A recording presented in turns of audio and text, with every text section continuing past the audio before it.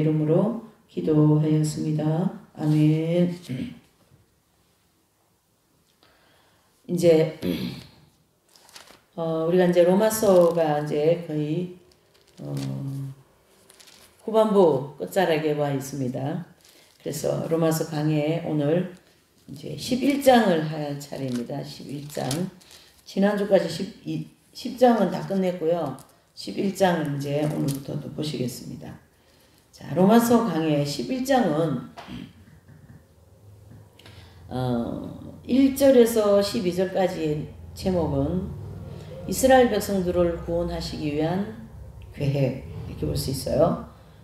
그래서 버림받은 이스라엘 백성들을 구원하기 위한 그 하나님의 계획을 아주 구체적으로 11장 1절에서 12절까지에 나와 있는 내용입니다.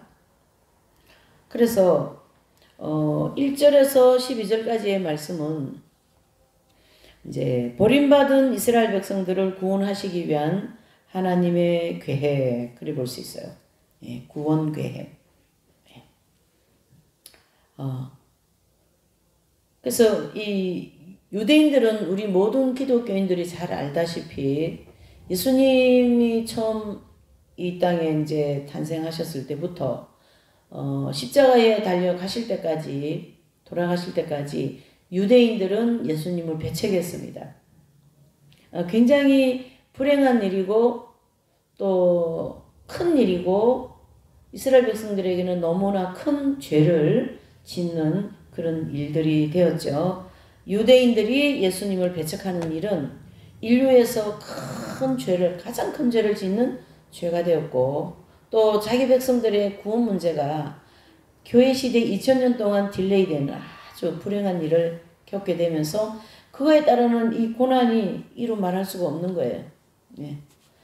그래서 우리가 역사적으로 이거는 모든 걸 증명해주고 있는 거죠. 그래서 예수님이 AD 이제 1세기 오셔서 AD 이제 그 3세기까지 30년, 그렇죠? 예, 그러니까 예수님 30세 이제 돌아가셨으니까 그래서 그 1세기를 중심으로 AD 70년에 그러니까 AD 이제 그 이제 30년에는 예수님 가시고 그 다음에 33년에 가시죠. 그 다음에 이제 AD 70년에는 로마의 티토 장군을 통하여서 예루살렘 성과 이스라엘 모든 백성들은 흔적도 없이 다 없어져 버립니다. 그래서 나라도 땅도 백성도 성전도 다 없어지는 그러한 완전히 파괴되어지는 그러한 아주 불행한 일을 겪으면서 이스라엘 백성들은 그 길로 전 세계적으로 유대인 이제 흩어지는 디아스포라 같은 그런 역사가 일어난 거죠. 그리고 이제 아주 우리가 역사적으로 잊을 수 없는 이스라엘의 홀로코스트, 그렇죠. 그래서 그 홀로코스트를 통하여서 이스라엘은 가는 곳마다 핍박을 받고 사람의 대우를 받지 못하고 정말로 그 아픔의 역사를 이제 그려가고 있었던 거예요. 그러는 과정에 이제 독일 게슈타프, 그렇죠? 이제 그 게슈타프는 독일에서도 특수부대이고요. 그 다음에 그 특수부대들은 뭘 하냐면 유대인 말살 정책을 벌여가지고 그 이제 유대인들을 다 색출해가지고 이제 죽이고, 그래서 그 사건을 중심으로 유대인들이 이제 가스실에 이제 들어가서 죽는 그런 이제 엄청난 살인의 역사가 2000년의 역사를 이어서 계속 단 한 번도 어느 곳에도 발을 붙일 수 없는 그러한 유대인들의 고통의 역사를 볼 수가 있어요. 그 죄가 바로 예수님을 배척하고 예수님을 십자가에 못 박아 죽게 한 죄가 그렇게 크다는 얘기죠. 우리가 엄밀하게 따지고 보면 하나님의 아들을 죽인 죄가 그게 적은 죄는 아니죠. 예? 그렇게 볼 수가 있습니다. 그래서 하나님은 그 흩어져 있는 유대인들을 1948년 5월 14일 땅도 그렇죠. 백성도 땅도 성전도 아무것도 없는 그 백성들을 향하여서 기적적으로 1948년 5월 14일 이제 이스라엘이라고 하는 한 나라를 독립을 시킵니다. 그래서 땅도 나라도 백성도 성전도 세울 수 있도록 하나님이 이제 나라와 땅을 세우시고 전 세계적으로 흩어져 있는 유대 이제 백성들을 하나님께서 자기 땅으로 이제 들여보내는 그러한 역사를 이제 지금 계속하고 있는 거죠. 그래서 우리가 이제 얼마 전에 끝난 코로나도 물론 코로나를 통하여 하나님의 다른 어떤 심판과 그런 이제 내용이 있지만은 그 내용 속에 유대인들이 각 세계에 구석구석에 흩어져 가지고 이제 약 한 그러니까 한 2000년 정도의 시간을 보내고 있지 않습니까? 그동안에 그 어디에서 다 구석구석에 흩어져서 정착을 하고 사는 유대인들을 다 이스라엘 땅으로 돌아가라. 예. 모든 유대인들은 다 아브라함의 자손으로서 다 이스라엘 땅으로 돌아가기를 하나님이 길을 열어놓으셨다. 이렇게 볼 수 있습니다. 그래서 하나님께서는 이 로마서 11장은요. 유대인들이 각 세계적으로 내지는 전 세계적으로 흩어져 있는 백성들을 전부 다 정말 그 색출하다시피 해서 땅에 자기 땅 이스라엘 백성들을 이스라엘 땅으로 들어보내서 거기에서 예수 그리스도를 믿고 구원받게 하시고자 하시는 이 원대한 계획을 11장 1절에서 12절까지의 내용을 그리고 있습니다. 그래서 유대인이 그리스도를 배척하고 그것은 첫 번째로 하나님의 뜻으로 말미암은 것이고 그 다음에 두 번째로는 그들이 예수님을 배척한 것은 자기 의의가 너무나도 컸던 거예요. 그래서 유대인들은 우리는 하나님의 선택한 선민이요 우리는 하나님의 율법을 주신 나라요 또 이방인들은 개나 내지는 돼지같이 그렇게 취급하면서 우리가 최고야 우리가 가장 의롭고 우리가 가장 거룩한 백성 나다 이런 그 의의가 하늘을 찌르기 때문에 하나님 예수님을 알아보지 못했어요. 그 자기 의의에 대한 죄가 얼마나 큰가 그것을 우리가 볼 수가 있는 거죠. 그래서 11장 전체적으로 큰 제목 두 개는 첫째로는 유대인들이 하나님을 배척하는 것으로 구원의 기회가 이방인에게로 넘어간 것이 하나님의 뜻이고 그렇죠? 그래서 이스라엘을 시기나게 하여서 그렇죠? 이스라엘 백성들이 시기나게 하여서 이방인의 백성들이 구원을 받는 그런 어떤 이제 참 묘한 섭리를 하셨습니다. 그리고 이제 두 번째로는 왜 이스라엘 백성들이 하나님께 배척당했냐면 본인들이 하나님보다 더 의로운 거예요.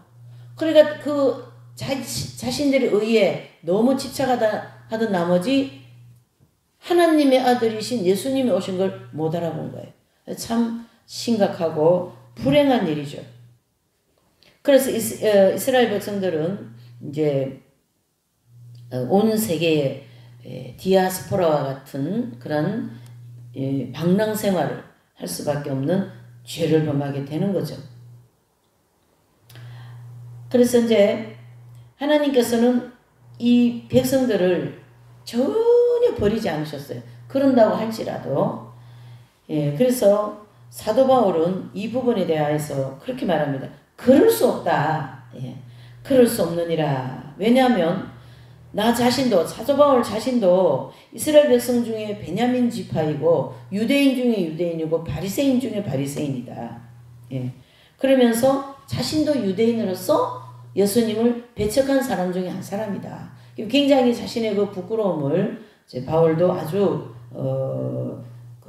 신랄하게 자신에 대한 그런 잘못된 걸 말하죠. 그러면서 하나님께서는 이 십자가의 사건으로 인하여서 버림받은 이스라엘 백성들을 구원하기 위해서 어떤 계획을 가지고 계신가? 버림받은 이스라엘 백성들을 구원하기 위한 계획이 바로 이 11장 전체에 흐르고 있는 거예요. 그러니까 이 로마서가 참 신기한 책이에요. 그러니까 인간의 본질적인 죄를 계속 1, 2, 3, 4장에 쭉 설명하고 거기에 할례 문제, 그 다음에 첫 번째 아담, 두 번째 아담 문제, 그리고 이제 7장에 와서는 인간의 원죄에 대해서 아주 딱 자신의 경험을 삽입해서 그리고 8장 1, 2절에서는 이제 그 원죄로 인해서 모든 죄인 인생들이 지옥 갈 수밖에 없지만 이 8장 1, 2절 즉 예수 그리스도를 통하여서 내가 이제 구원을 받았다 내지는 절대 정죄함을 받지 않는다라는 그 구원의 완성에 대한 것을 로마서 8장 1, 2절에 기록해주고 그 다음에 9장과 10장에서는요. 이스라엘 백성들이 살아가는 즉 하나님의 백성들이 살아가는 모든 그러한 삶의 본질을 기록해주고 그 다음에 이 11장에서는 유대인들 구원 계획에 대해서 하나님이 어떻게 구원할 것인가 라는 것을 또 이 11장에 다 기록을 해놓은 거예요. 사도 바울은 어쩌면 이런 이 하나님의 이 원대한 계획을 이방인 구원과 유대인 구원을 전체 다 아울러서 로마서에 기록해 놓을 정도로 하나님의 처음과 마지막 그 뜻을 완전히 꿰뚫고 있는 사람이다. 이렇게 볼 수가 있는 거죠. 그러니까 사도 바울 같은 분은 대단한 분이고 보통 분이 아니라고 봐야 되겠어요. 그래서 교회 시대 2000년 동안 한 명 나왔어요. 네. 사도 바울 같은 이 위대한 신학자 영성가 그 다음에 그 하나님의 백성 중에 유대인으로서 이 사도 바울 같은 분은 지금까지는 단 한 명도 없습니다. 그래서 단 한 명 사도 바울이었다. 바울에 대한 위대함을 난 좀 더 얘기하고 싶고 이 로마서를 이와 같이 기록한 사도 바울에 대한 그러한 그 하나님의 원대한 계획을 알고 계신 것에 대해서 참 저는 또 감탄이 되고 감동이 되고 그렇습니다. 자, 이제 11장 1절에서 2절을 보시면 1절을 보면 그러므로 그랬어요. 그래서 이제 이 9장에서 하나님께서 이방인들로 하여금 구원을 얻기 위하여 이스라엘 백성들을 잠시 떠나게 했다. 예? 그러니까 이방인들 우리에게도 그러는 거죠. 너희들도 이스라엘 백성들처럼 까불면 이스라엘 백성들처럼 접붙인 돌감람나무도 잘라서 하나님이 버린다. 원 감람나무도 범죄하였을 때 잘라서 버린 것처럼 거기에 접붙인 게 이방인 구원이거든요. 그 구원받은 이방인들도 하나님 뜻대로 살지 않으면은 어떻게 해요? 잘려가지고 버림받는다. 그 얘기를 9장에 쭉 하시고 또 이 10장에서는 이스라엘 백성들이 구원받지 못하고 있는 이유는 그들의 자기의 의에 집착하고 있기 때문이다. 그래서 구원받지 못한다. 그렇지만 계속 이제 바울은 유대인의 문제를 얘기하면서 계속 거기에다가 어떻게 합니까? 그렇지만 그럴 수 없느니라 이런 단어를 많이 씁니다. 예. 그러면서 결코 그렇게 아니다. 그렇게 할 수 없다. 유대인들을 구원받는 일을 막을 수가 없다. 그러니까 결코 하나님은 이스라엘 백성들을 구원시킬 거다. 이 얘기죠. 그래서 로마서 10장 21절에 보면 이스라엘에 대하여 가라사대 순종하지 아니하고 그스로 말하는 백성에게 내가 종일 내 손을 벌려놓으라 하셨느니라. 이렇게 한 것처럼 비록 이스라엘 백성들이 하나님의 뜻을 거스르고 자기 의로서 구원을 받으려 하기 때문에 그러니까 예수 그리스도를 믿는 믿음으로 말미암아 구원의 섭리가 이루어질 수가 없죠. 왜요? 당시에 예수님 오신 모습을 보면 유대인 자신들보다 더 못하게 보였거든요. 예. 율법도 잘 안 지키는 것 같고 또 죄인들하고 맨날 얘기하고 죄인들 집에 들어가 밥을 잡수고 예? 그 가늠한 여인과 막 대화를 하지를 않나. 그러니까 유대인들 입장에서는 막 전혀 용납할 수 없는 그러한 모습으로 예수님이 보였기 때문에 유대인들 입장에서는 야 정말 틀렸다. 그렇게 하면서 예수님을 이렇게 팍 배척한 거죠.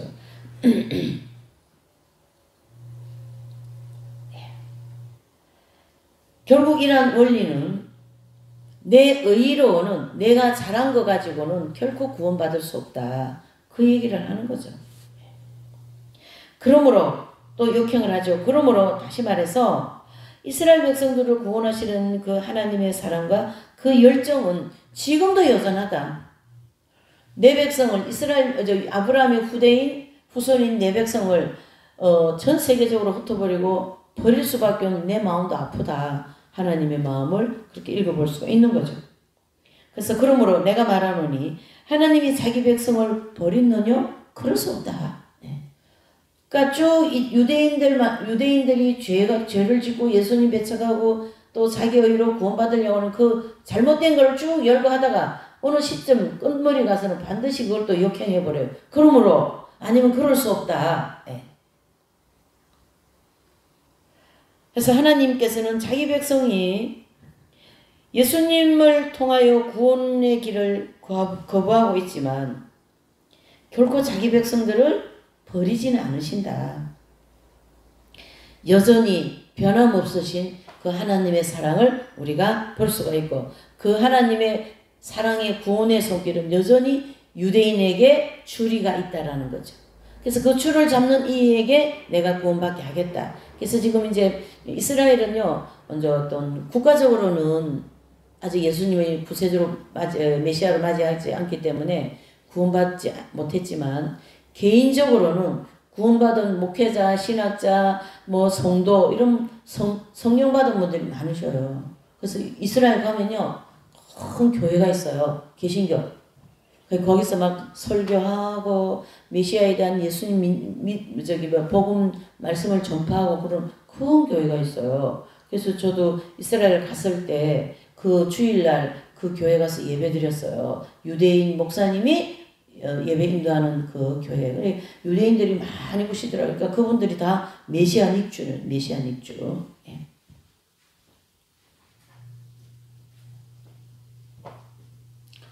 그래서 결국은 1절에서는 결국 뭐라고요?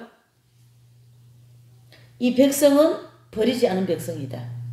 잠시 하나님의 어떤 죄로 인하여 벌을 받는 기간이었지 버리진 않는다. 예. 사도 바울이 거기에 대한 강력한 그 변론을 하는 거죠. 나도 유대인이다. 나도 예수님을 배척했다. 그쵸? 기독교인들 잡으러 막 가다가 막 그냥 씩씩거리면서 가다가 예수님을 다메섹에서 예수님 만나는 거거든요. 그렇게 나도 할 말 없다. 그러나는 나 같은 죄인을 예수님이 구원해 주셔서 나는 그 예수님 십자가 공로 까닭에 나는 구원을 용서받았다. 예수님 배척에 대한 죄를 용서받았다. 그게 사도 바울의 그 모델, 유대인 대표 모델이에요. 사도 바울. 진짜 굉장히 중요해요. 이 사도 바울 위치가. 어떤 신학적인 입장에도 중요하지만.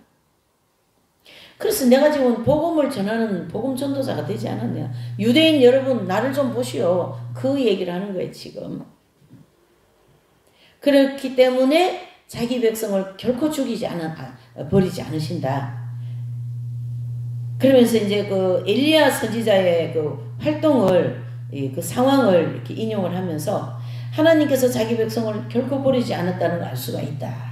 이렇게 보는 거죠. 자, 2절 3절 하나님이 그 미리 아신 자기 백성을 버리지 아니하셨나니 너희가 성경에 엘리야를 가리켜 말한 것을 알지 못하느냐? 저가 이스라엘을 하나님께 송사하되 주여 저희가 주의 선지자들을 죽였으며 주의 제단을 헐어버렸고 다만 나만 남았는데 내 목숨도 찾나이다 하니 이 엘리야의 말씀을 인용한 거예요. 열왕기상 19장 10절에서 14절의 말씀을 인용하면서 그쵸? 그래서 열왕기상 19장 10절에 보면은 제가 대답하되 내가 만군의 하나님 여호와를 위하여 열심히 득심하오니 이는 이스라엘 자손이 주의 언약을 버리고 주의 단을 헐며 칼로 주의 선지자들을 죽였으며 오직 나만 남았거늘 저희가 내 생명도 찾아 취하려 하나이다. 그런 열왕기상 이제 19장 10절의 말씀이죠. 그래서 이 말씀은 당시에 이스라엘이 남과 북이 이렇게 갈라져 가지고 북이스라엘, 남유다 이렇게 되어 있지 않습니까? 그래서 그 북이스라엘의 대부분의 여호와에 대한 신앙을 이렇게 떠나고 있었던 상황이에요. 근데 남유다는 여호와에 대한 신앙을 좀 이래 어느 정도 지키고 있었는데 어쩐지 북이스라엘은 빨리 우상을 받아들이는 그런 입장이 되었어요. 특히 그 와중에도 아합 왕 아시죠? 유명한 아합 왕. 예? 그 하면서도 무실한 그런 무실한 아합 왕. 그 아합 왕의 부인이 누굽니까? 이세벨이지 않습니까? 그러니까 이세벨은 이제 아합 왕하고 결혼하고 들어올 때 이스라엘 백성들을 다 바알신을 섬기게 하겠다라는 그 어떤 사명감을 가지고 온 사람이라고 볼 수가 있어요. 그래서 이스라엘 나라에 곳곳에 바알신을 섬기게 하는 아주 그 이세벨 하면은 그 이제 계시록에도 나옵니다. 그 이세벨 하면은 우상 숭배, 그다음에 그 이방신들 섬기게 하는 그런 모델 내지는 대명사로 되어 있지 않습니까? 네. 그래서 그 당시에 이스라엘 백성들은, 북이스라엘은 이세벨의 영향을 많이 받아가지고 시돈 땅에 있는 바알의 공주로서 아합 왕과 결혼을 해가지고, 예? 이 이스라엘에 들어오면서 엄청난 그 바알 선지자 450명을 데리고 들어오거든요. 예. 그러니까 아예 이스라엘을 바알 신을 섬기는 나라로 만들려는 작정을 한 거예요. 그러면서 여호와 하나님을 믿는 선지자들을 엄청나게 많이 죽이고요. 또 북이스라엘에서 더 이상 하나님의 선지자들과 여호와 하나님의 말씀 내지는 백성이 나오지를 않습니다. 그 이세벨 이 여인 때문에. 그러니까 참 여자가 참 문제가 심각한 거예요. 여자가 언제든지 문제를 엄청 많이 이제 만들어내는 것 같아요. 그래서 엘리야 선지자 그 3절에 보면 주의 선지자를 죽였으며 주의 제단을 헐어버렸고 나만 남았는데 내 목숨도 찾습니다. 그러니까 엘리야도 막 자기 목숨을 찾는 그들을 피하여 가지고 막 도망가는 그런 내용이 나오죠. 그러면서 이제 한탄하는 거죠. 거기에 따른 하나님의 응답은 결코 그렇지 않다. 엘리야 보고 너 혼자만 남았다고 얘기하지 마라. 바알에게 무릎 꿇지 않는 7,000명을 내가 남겨놨다. 그때 그 유명한 말씀이 나오는 거예요. 엘리야는 나 혼자 남은 것 같아요. 다 죽었잖아요, 선지자들이. 근데 하나님께 아버지 나만 남았습니다. 그러니까 하나님께서 아니다. 바알에게 무릎 꿇지 않는 7,000명을 내가 남겨놨으니 걱정하지 마라. 너의 사명을 더 잘 감당하여라. 이렇게 되는 내용이죠. 자, 4절을 보면 저에게 하신 대답이 무엇이뇨? 내가 나를 위하여 바알에게 무릎을 꿇지 아니한 사람 7,000을 남겨두었다 하였으니 그랬습니다. 그래서 사도 바울이 바알에게 무릎 꿇지 않는 7,000명이라고 하는 이 아합 시대에 그 말씀을 인용하여서 오늘도 바알에게 무릎 꿇지 않는 7,000명이 있습니다. 그 말씀을 해주고 있죠. 그래서 하나님께서 하나님의 거룩하신 이름을 위하여 스스로 일하신다라는 것을 사도 바울을 통하여 다시 한번 알려주시고, 하나님은 저 역시도 이 말씀이 경험이 되고 있어요. 결국 정말 나 혼자인가? 아무도 나를 따라오는 사람이 없다. 아무도 내 뜻과 같이 얘기하는 사람이 없다. 그런 생각이 한 번씩 들 때가 많이 있는 거죠. 그럴 때마다 하나님께서는 저보고 바알에게 무릎 꿇지 않는 7,000명과 같은 그런 너와 같은 그런 뜻을 가지고 있는 사람들이 많이 있으니까 걱정하지 말고 기도만 하여라. 이런 뜻이 되는 거죠. 그것은 다만 사람의 생각일 뿐이다. 그래서 이사야서 42장 8절에 보면요. 나는 여호와인 이는 내 이름이라. 나는 내 영광을 다른 자에게 내 찬송을 우상에게 주지 않는다. 그러니까 하나님의 백성들을 어떻게든지 남겨서 하나님의 백성들이 하나님을 섬기게 하고 또 우상을 섬기지 않게 하고 하나님께 드리는 찬양을 하나님이 받으시겠다. 그 뜻이 되는 거죠. 그러니까 지금 하나님께서 이스라엘 백성들이 AD 70년에 그러니까 이스라엘 땅, 그 다음에 백성, 그 다음에 성전 모든 걸 다 파괴되고 다 흩어져 버리지 않습니까? 그 흩어놓은 디아스포라라고 하는 그 가운데서 하나님을 섬기는 백성들을 남기겠다. 그런 뜻이 계속 흐르고 있어요. 역사 속에.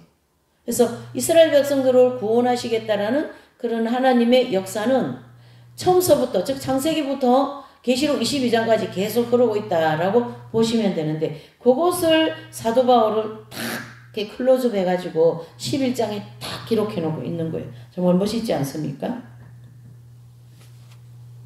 그러니까 하나님의 이 구원 사업은 그 어떤 사람도 어떤 유능한 인간도 방해할 수 없다. 그 얘기가 되는 거죠. 예. 5절입니다. 11장 5절이요. 그런즉 이와 같이 이제도 은혜로 택하심을 따라 남은 자가 있느니라. 그 유명한 남은 자의 메시지. 그래서 이사야 선지자랑 예레미야 선지자랑 이런 분들을 통해서 남은 자들의 구원에 대한 메시지를 계속 선지자들을 통하여 흘려보내시는 것은 내 백성을 반드시 구원할 거다. 그 하나님의 그 오묘한 섭리를 그 말씀을 통하여 계속 이루어가고 있다. 이래 볼 수 있는 거죠. 예. 그래서 제1출애굽은 이스라엘 백성들이 제1출애굽은 BC 1422년에 모세를 통하여 애굽에서 노예 생활하는 이스라엘 백성들을 가나안 땅으로 이제 인도하는 그 출애굽이 제1출애굽이고 제2출애굽은 이제 이스라엘 백성들이 이제 바벨론 그 남유다 다 멸망하죠. 586년에 BC 586년에 멸망하지 않습니까? 그러면은 그 멸망 때에 유대인 남유다 모든 백성들이 바벨론으로 포로로 끌려가거든요. 그래서 70년의 시간이 지나고 난 다음에 이제 고레스라고 하는 페르시아 왕, 페르시아 공국왕이죠. 고레스라는 왕을 통하여 이스라엘 백성들이 바벨론 포로에서부터 풀어져서 자기 땅으로 보내가지고 거기서 성전을 짓게 하는 것이 제2출애굽. 그 다음에 제3출애굽은 이제 교회시대 2000년을 훌쩍 넘어서 교회시대가 끝나고 7년 되어가는 전 3년 반 때 계시록 9장에 두 증인을 통하여서 예수님을 믿는 모든 유대인들은 구원을 받게끔 하나님께서 다시 한번 구원의 길을 열어놓으시는 것이 제3출애굽 이렇게 볼 수가 있는 거죠. 그래서 이 로마서 11장 5절에 이 남은 자의 은혜, 남은 자의 구원 이렇게 해서 이스라엘 백성들로 구원의 역사를 이렇게 이뤄 나가실 것이고 또 이방인의 구원의 역사를 이스라엘 백성들이 타락, 즉 예수님을 십자가에 못 박고 그 다음에 이제 그걸로 인하여서 이스라엘과 백성과 땅과 성전을 다 빼앗기는 게 AD 70년이지 않습니까? 그 이후로 2000년의 시간을 흐르는 거예요. 그게 바로 이방인의 구원의 역사 내지는 이스라엘 백성들이 흩어져 있는 시간 동안 이방인 구원을 시키는 하나님의 계획 이를 볼 수가 있는 거예요. 그래서 구원이라고 하는 그 하나님의 계획 속에 유대인도 이방인도 다 들어있는 만민 구원의 하나님의 계획을 볼 수가 있다 이래 볼 수 있는 거죠. 그래서 이 바울은 엘리야 선지자를 인용하여서 눈에 보이는 백성뿐만 아니라 눈에 보이지 않는 아합에게 무릎 꿇지 않는 이 백성들이 있다. 그래서 그 당시에 보면요. 아합 왕의 신임을 크게 받고 있던 하나님을 경외하던 오다베아라는 국내 대신으로 하여금 그 두 굴에다가 50씩 100명을 이렇게 숨겨놓고 보호했어요. 그래서 하나님은 언제든지 이 남은 자를 중심으로 구원의 길을 이루는데 잘 보셔야 돼요. 이스라엘 백성들이 흩어져 있는 그 상황에서도 개인적으로는 예수님이 메시아라는 것을 믿고 구원받고 간 사람들이 있어요. 초대교회도. 유대인 기독교인들이 얼마나 많았는데요. 초창기에는.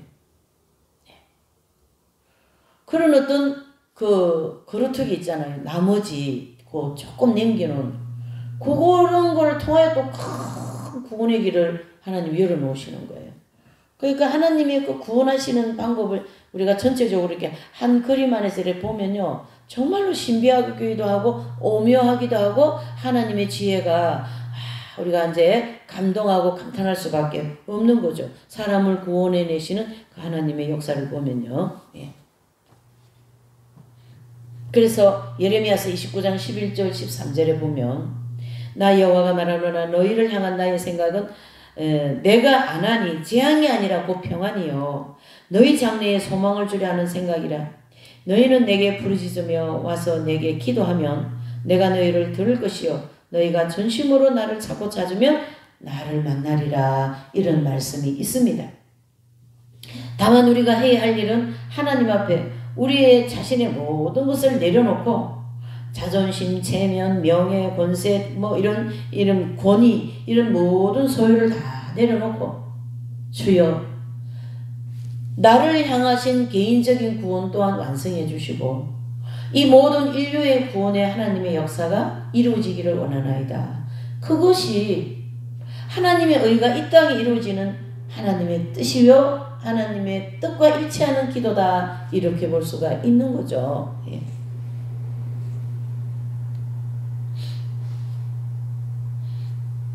그래서 우리가 이런 게 있어요. 하나님의 구원의 계획과 관계없이 어떤 자기의 뭐 생각과 자기의 뜻을 이루기 위해서 40일 금식을 한다 하자. 그거에는 크게 상관도 없고요.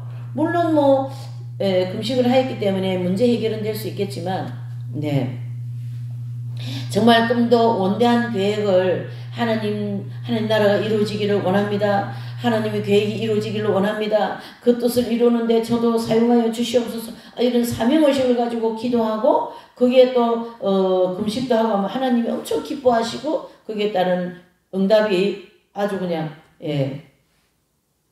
아주 그냥 아름답게 이루어지는 거죠. 예.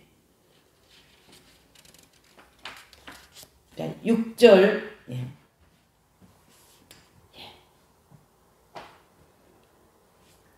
6절 만일 은혜로 된 것이면 행위로 말미암지 않음이니 그렇지 않으면 은혜가 은혜되지 못하느니라 그랬어요. 그래서 우리 성도님들 즉 우리 모두가 구원받은 것은 어떤 선행이 아니라 일방적인 하나님의 은혜요 선물이다 이렇게 볼 수 있는 거죠. 그래서 잠언서 16장 7절에 보면 사람의 행위가 여호와를 기쁘게 하면 그 사람의 원수라도 그로 더불어 화목하게 된다. 그러니까 우리의 행위가 겸손하고 순수하면 그 사람을 인하여서 원수된 관계들이 다 화목하게 된다는 얘기예요. 근데 내가 아무리 의롭게 하고 내가 뭔가를 잘하는 것처럼 다른 사람보다 특출나게 뭐 영적으로 경건하게 사는 것처럼 보여도 그로 인하여 오히려 불협화음이 일어나는 일이 정말 많은 거예요. 왜 그렇습니까? 그것은 겸손하지 않고 순수한 행위가 아니기 때문에 이런 경우가 참 많이 있습니다. 사실 안타깝습니다.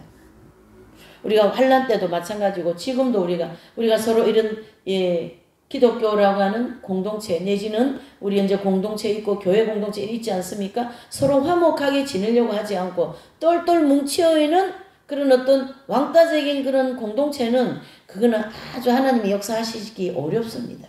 예. 하나님은 그런 하나님이 아니십니다.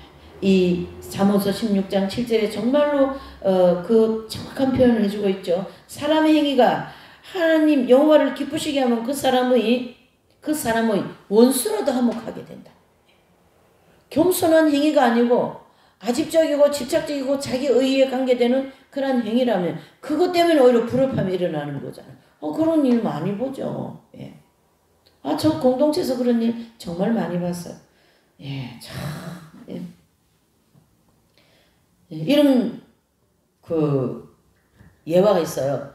부부 싸움을 했다요. 그러면은 그 부부 싸움을 했으면 뭘 하면 해결되냐면 성경을 읽어버리면 부부 싸움이 그 원수되었던 관계가 회복된다는 얘기죠. 예. 성경을 보면은 부부 싸움 하라는 말씀이 없고 부부 싸움 했다 해도 화목하게 지내라고 얘기하는 말씀이 많지 않습니까? 그러니까 우리가 뭐 마음 상하고 부부 싸움하고 뭐 이웃 간의 관계가 막 틀어져 있고 그러면 성경을 읽으면서 그것이 해결될 수 있다. 그 얘기를 하는 거죠.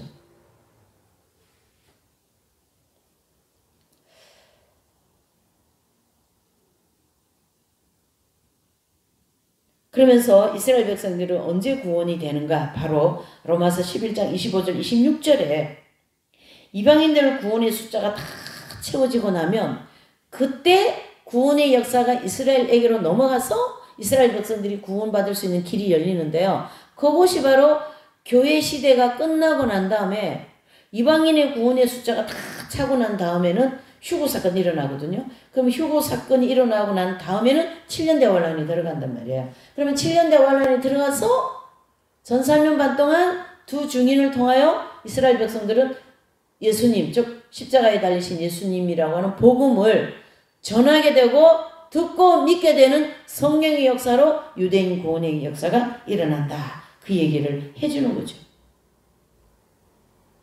자, 11장 6절요. 만일 은혜로 된 것이면 행위로 말미암지 않으며 그렇지 않으면 은혜가 은혜되지 못하리라. 예. 구원은 은혜로 되는 거예요. 자, 7절. 그런 적 어떠하뇨? 이스라엘이 구하는 그것은 얻지 못하고 오직 택하심을 입은 자가 얻었고 그 남은 자들을 완악하여졌느니라 그랬어요. 그런 적 어떠하뇨? 하나님께서는 자기 백성을 완전히 버리신 것이 아니라 택하심을 따라 구원받는 사람들이 있다. 이스라엘의 구원은 그것을 얻지 못하고 이 말씀은 이스라엘 백성들은 하나님 뜻과 달리 자기 의로 구원을 얻으려고 하는 그런 강력한 내면의 교만이 하늘을 찔렀던 거죠. 그 당시. 그러니까 예수님을 못 알아본 거예요. 그래서 구약에 기록된 말씀을 온전히 지킴으로 행위로 구원을 얻으려고 해 그런 유대인들을 향하여 너희들은 구원이 없다. 그리고 예수님을 십자가에 못 박는 일을 만들어내는 거죠. 유대인들이. 그래서 하나님의 뜻은 예수 그리스도를 믿음으로만 구원받는다. 예수님을 통하여서만 구원의 길을 열어놓으신 거예요. 다른 길은 없다. 예. 그래서 그 사도행전 4장에 보면은 그렇죠. 다른 이로서는 구원이 없나니 그 얘기를 해주고 있지 않습니까? 오직 십자가에 달리신 예수 그리스도만이 구원의 길이다. 지금도 보면요, 어디 불교에도 구원이 있다, 어디도 구원이 있다, 막 종교다원주의 같은 이런 사상을 가지고 기독교의 본질을 굉장히 많이 희석시켜 놓습니다. 그거는 기독교의 진리를 왜곡시키는 것이기 때문에 그런 것이 다 이단이죠. 예. 이단이 그런 게 이단이지. 무엇이 이단이겠습니까? 오직 택하심을 입은 자가 얻었고, 그래서 예수 그리스도를 구주로 영접한 사람들만이 구원을 받게 되고, 또 하나님께서 누구 개인적으로 선택한 것이 아니라 다만 자신들이 완악한 죄를 회개하고 예수님 앞에 나와 예수님을 영접할 때 그들은 누가 되든지 구원된다. 그 얘기죠. 그래서 예수님을 구원한 자들은 구원 못 받을 거고 예수님을 영접한 자들은 구원을 받는다. 자, 11장 8절이요. 기록된 바 하나님이 오늘날까지 저희에게 혼미한 심령과 보지 못한 눈과 듣지 못한 귀를 주셨다함과 같으니라. 아멘. 그랬어요. 자, 이 말씀은요.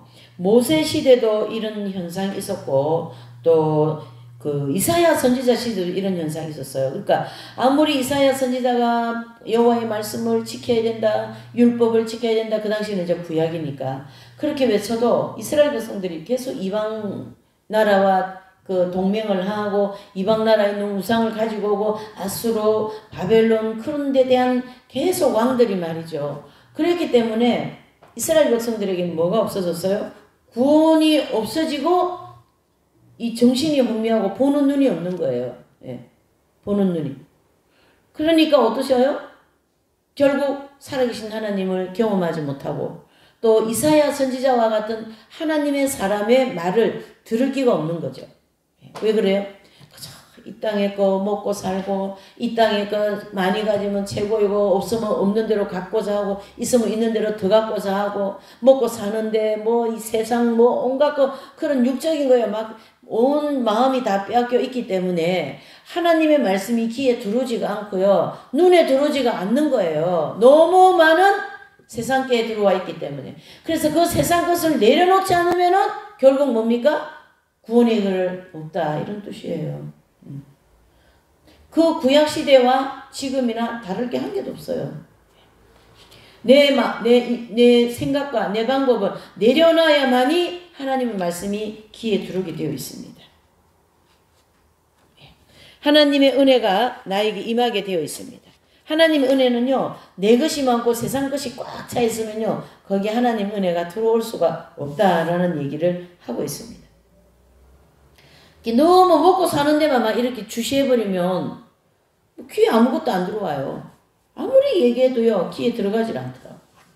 근데 그걸 조금 내려놓으면, 하나님께서 그 나라와 그 일을 먼저 구하면 너의 모든 입고 먹고 마시는 건 내가 더하리라. 이런 하나님의 말씀이 귀에 들어올 건데 귀에 안 들어오는 거예요. 왜? 막 이게 안 되지, 되게 하려고 그러지, 없으면 없는 대로 더 해야 되고, 있으면 있는 대로 더 막 그것을 내 것으로 만들어야 돼. 이런 세상적인 욕심으로 꽉 차 있기 때문에 하나님 말씀이 귀에 들어오질 않는다. 그 얘기입니다.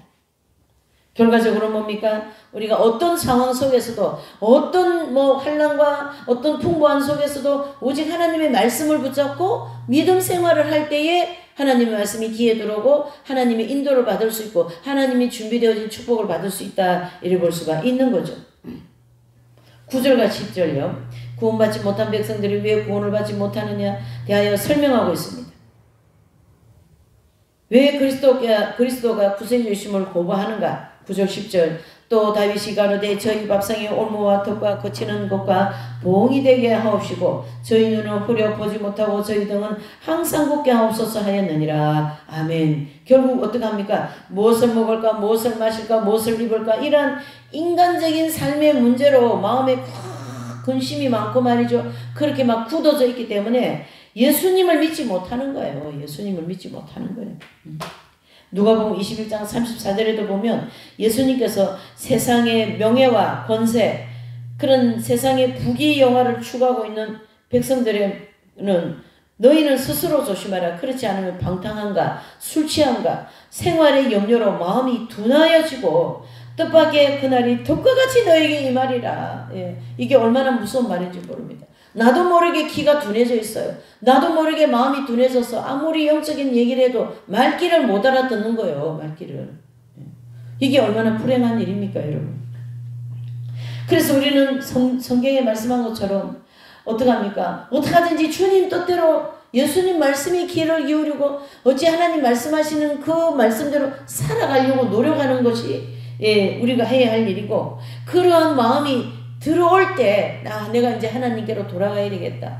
그것이 바로 요한복음 8장 요한복음 15장 8절 16장 4절 5절에 보면 이 돌아온 탕자 얘기가 나오는 거죠. 이 돌아온 탕자 얘기를 두 마디로 추려가지고 돌탕이라고 그러더만요. 돌탕. 그래서 나 그거 처음에는 무슨 얘기인가 했어요. 그게 무슨 뜻인가 물어보니까 돌아온 탕자를 그렇게 표현한다는 얘기죠. 돌탕. 자, 말도 잘도 줄여서 얘기해요. 그래서 이제 그 탕자는 아버지의 재산을 가지고 다 탕진하고 먹을 게 없어가지고 쥐염렬을 먹고 있는 이때에 그나마 그래도 마음에 그래 내 아버지 집에는 먹을 것이 많은데 그 아버지 집으로 가야 되겠다. 내가 여기서 굶어 죽게 생겼다. 그리고 그 탕자는 아버지의 집에 오는데 세상에 그 아버지가 어떡합니까? 참 멀리 있는 상거에서부터 웬 사람이 오는 걸 아들인 걸 금방 알아보는 거예요. 그래서 그 아들이 막 그냥 집에 당도하기도 전에 막 버선발로 해가 나가가지고 아들을 막 목을 끌어안고 내 아들아 잘 왔다. 그리고 막 옷도 해 입히고 반지도 끼워주고 신발도 새 신발 신기고 그 다음에 또 막 집에서 막 그냥 잔치를 벌이고 말이죠. 그렇게 그 탕자 모든 재산을 탕진하고 돌아온 아들을 반겨주시는 예수님을 우리가 볼 수가 있는 거죠. 크게 보면 유대인들이 이제 한 사람 한 사람 예수님을 믿게 되고 지금은 다 이제 유대인들이 들어가고 있지 않습니까? 그리고 지금 대대적인 전쟁을 하고 있지 않습니까? 예. 이 전쟁이 끝나면 반드시 뭔가 하나의 또 거기에 따른 축복이 있어요. 그 축복을 이 기간이 끝나면 아마 대환란이 오지 않을까 이렇게 보는데 이제 그거는 가봐야 되겠죠. 예.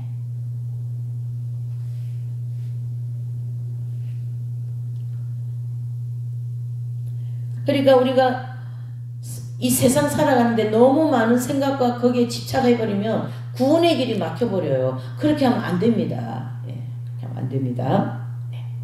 자 11절요. 그러므로 내가 말하노니 저희가 넘어지기까지 실족하였느뇨. 그렇지 않다. 예. 그럴 수 없느니라. 결단코 그렇지 않다라는 뜻입니다. 하나님께서 비록 이스라엘 백성들의 마음이 완악하게 되어서 그 초대부터 2000년에 버림을 받았지만 결국 그 백성을 완전히 버린 건 아니다. 잠시 잠깐 내어보내놓고 다시 탕자 아들이 돌아오듯이 돌아오는 역사가 있을 것이다. 그 얘기를 하고 있는 거죠. 그래서 이 돌아온 탕자는 개인에게도 적용되지만 유대인 이스라엘 백성들이 그 풍부하고 구원의 그 풍성한 은혜, 그 놀라운 천국의 백성이 되는 그거를 배척했지 않습니까? 예수님 배척했으니까. 그러니 부자 집의 아버지의 아들이 이제 그 아버지 재산을 가지고 바깥으로 나간 게 유대인들이 2000년 동안 유리방황한 시간이고, 유대인들이 다시 돌아오는 시간은 돌아온 탕자가 돌아오는 것 같이 이제 대환란 전산년 반 때에 유대인들이 다 예수님 그 부자인 아버지를 믿고 구원을 받는 것을 그렇게 크게 민족적으로 개인적으로 그 돌아온 탕자의 말씀을 적용해 볼 수가 있다, 이렇게 볼 수가 있는 거죠.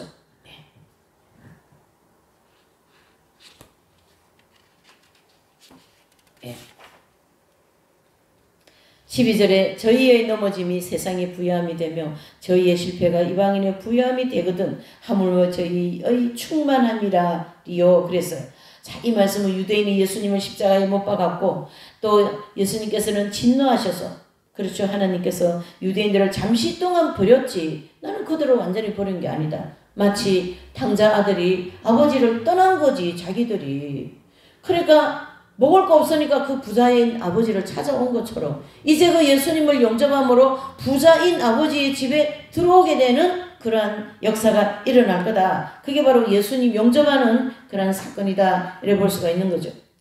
하물며 저희의 충만함이리요. 이스라엘 백성들의 실패를 임하여 이방인들이 구원받는 무리가 땡잡은 거예요. 이스라엘 백성들이 하나님께 죄진 것 때문에. 그러니까 우리는 이제 구원받는 기간이 교회시대 2000년이다, 이래 볼 수가 있는 거죠. 그래서 이스라엘 백성들은 영적으로 예수님을 구주로 영접하고 은혜가 충만한다면 이방인들은 얼마나 그 은혜가 충만하겠느냐. 역설적인 어떤 질문이 되는 거죠. 해서 다시 말해서 유대인들이 예수님을 십자가에 못 박지 않고 구주로 영접하여 부유한 자가 되었다면 이방인들은 더 부유한 자가 되었을 것이 아니냐, 그런 반문적인 입장이죠. 그래서 오늘 이제 로마서 11장 1절에서 12절까지의 말씀은 유대인들이 구원을 받을 것이다. 그들은 십자가에 예수님 못 박아 죽인 죄로 유리방언하였지만 그 버림이 완전히 끊어지는 버림이 아니라 돌아올 버림이다. 그러니까 내가 다시는 너희를 그 바벨론의 포로로 보내지만 70년 만에 다시 돌아오게 할 거야. 또 유대인들이 AD 70년에 버림을 받지만 교회시대 2000년이 끝나면 다시 돌아올 거야. 이런 계속 남은 자의 구원의 그런 역사를 하나님이 이루어 가시고, 그 다음에 창세기에서부터 그 남은 자의 구원의 흐름이 계속 있습니다. 그래서 하나님께서는 4대인 아브라함의 조상들을 통하여서 그 4대의 가족을 통하여 구원의 길을 열어놓으셨고, 또 성경 전체 흐름에는 내가 선택한 아브라함의 후손을 반드시 찾을 거다. 그거를 우리 성경을 통하여 또 앞으로 대환란 전삼년반 때 유대인들 구원하는 것을 통하여 우리가 볼 수 있을 것이고, 또한 그 사실을 성경이 계속 우리에게 이렇게 증언을 해주고 있다, 이래 볼 수 있습니다. 그래서 지금 우리가 예수님을 좀 떠나 있고 마음이 멀어져 있는 사람이라면 오늘 이 로마서 11장 1절에서 12절 말씀을 통하여 정말 내가 하나님 앞으로 돌아가야 되겠다. 이제 나는 하나님께 돌아가서 정말 탕자의 그 아들이 아버지 품에 다시 안긴 것처럼 그러한 아버지를 찾아가야 되겠다. 아버지 품에 안겨야 되겠다. 아버지 뜻을 다시 따라야 되겠다. 이러한 믿음이 다시 생기시기를 예수님 이름으로 축복하며 기도합니다. 오늘 여기까지 하겠어요. 잠깐 기도합니다. 하나님 아버지 감사합니다. 오늘 로마서 11장 1절에서